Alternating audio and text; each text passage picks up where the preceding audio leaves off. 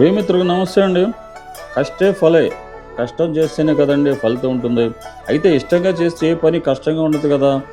శ్రమ అనిపించదు కూడా. ఆ కష్టం ఫలిస్తే ఆ కష్టాన్ని కూడా మర్చిపోతాం.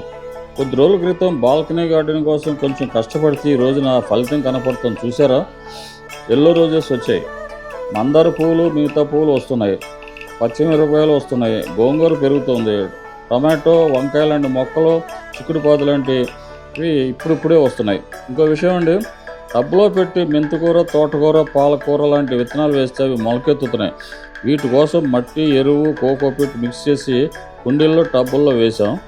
మనం వేసిన విత్తనాలు మొలకెత్తడం చూస్తుంటే భలేగా ఉంటుందండి. రోజు ఉదయం లేచి వాటిని చూస్తుంటే మనసుకు చాలా ఆనందంగాను, తృప్తిగాను కూడా ఉంటుంది. మీరు కూడా ట్రై చేయండి. మరో మంచి వీడియోతో మిమ్మల్ని కలుస్తాను. అప్పటివరకు సెలవు. నమస్తే అండి.